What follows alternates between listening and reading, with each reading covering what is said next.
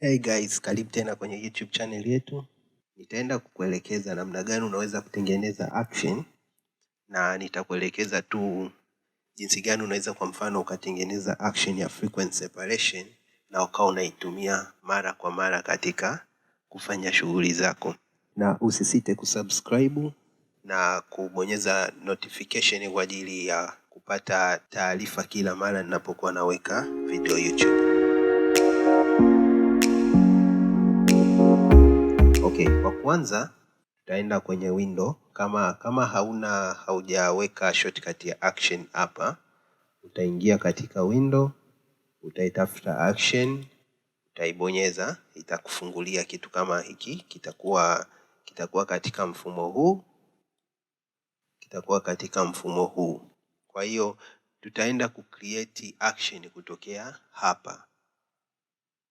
Sawa, kabla hatujaanza kufanya procedure yoyote tunahitaji kucreate action yetu sasa. Kwa hiyo tutakuja hapa chini, kuna hizi alama hizi hapa chini, kuna hii ambayo ni ya delete, japo iko grayed kwa maana kwamba siwezi kuitumia kwa sababu sija select chochote, ila kwa mfano nikiselect hii, unaona kuna hii ya delete, kuna hii ya create, umeona create new action, kuna hii ya kucreate new set ambayo itakuwa ni kama group. Ina maana unatengeneza kitu kama group ambamo ndani ya lile group ndio unaenda kutengenezea action zako zote ambazo unazitumia. Kwa una kitu kama hiki, pia tuna kitu kama hiki. Hii ni alama ya play ambayo kwamba ukiselect action, ukibonyeza hapa inazi apply, na tuna hii hapa. Hii ni alama ya kurekodi. Ina maana ukisha create unaanza kurekodi hapa, na hii ni alama ya kustop. Sawa, sasa tutaenda kutengeneza action yetu. To create set ambayo tutaita CCA action. Tuna create hapa. Tukisha create hapa, tutaenda create action yetu sasa ambayo tutaita frequency separation. Na tutaiweka katika CCA action, tutabonyeza record. Kwa hiyo hapa imeanza kurecord. Kwa kila kitu tutakachokifanya huku itatunza hapa. Hivyo tutabonyeza Ctrl J, tengeneza layer mbili. Umeona zinatokea hapa. Kwa hiyo tuta name layer ya juu tutaiita texture, na layer ya chini tutaiita skin tone. Then tutaifunga layer ya juu, tutabaki na layer ya chini. Tutaenda kwenye filter, tutachagua Gaussian blur. Tutaenda kwenye filter blur, Gaussian blur.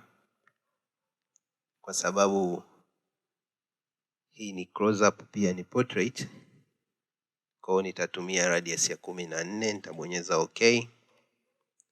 Kwa ita apply blur yetu pale, Gaussian blur. Then tutafungua layer ya texture. Tutaenda kwenye image, apply image. Kwenye layer, kwenye source itabaki kama ilivyo. Kwenye layer hapa tutachagua skin tone, na kwenye blending tutachagua subtract ambayo iko chini hapa. Opacity itabaki 100, channel itabaki RGB, scale tutajaza 2, na offset tutajaza 128. Tutabonyeza OK. Itakuwa imecreate kama hivi. Tutakuja kwenye blending mode ya layer, tutachagua linear right. Tukishachagua linear right, tutakuja kwenye layer ya skin tone, tutaicopy layer ya skin tone, Ctrl J, tutaiclip. Unaona? Kwa hii kila tutakachofanya hapa kita apply kwenye layer hii. Tutakuja layer ya juu ya texture, tutaicopy Ctrl J. Halafu pia tutaibadilishia blending mode, tutairudisha normal. halafu tutaicrip. Kwa hiyo kila nitakachofanya hapa kita apply hapa. Umeona? Kwa hiyo tutamaliza, tutachagua layer zote, tuta shift, tuta select layer zote, tutazigroup, halafu tutaita group letu frequency separation. Sawa, tutalifungua. Kwa hiyo hii hapa tutakuwa tumetengeneza frequency separation procedure nzima, na kipindi tunatengeneza tulikuwa tunatengeneza action yetu hapa. Tukishamaliza mpaka hapa, tutakuja stop. Sawa, ina maana action yetu nzima ndio hii hapa ya frequency separation.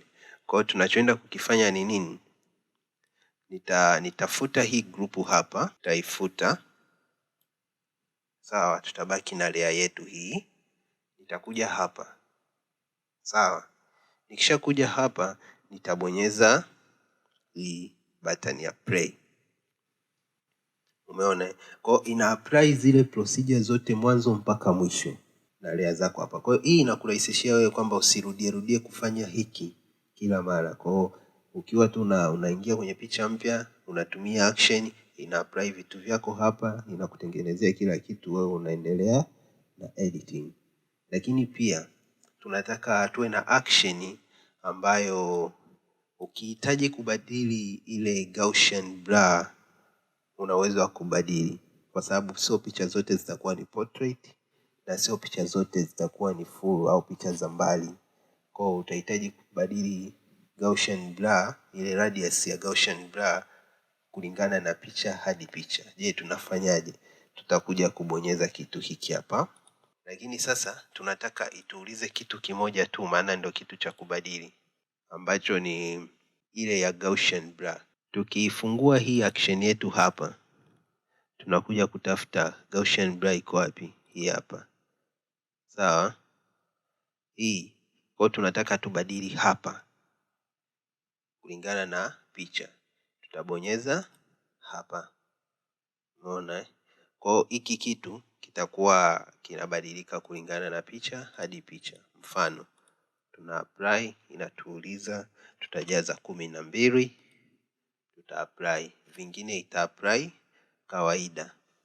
Kwa hiyo ndo jinsi ya kutengeneza action. Sawa?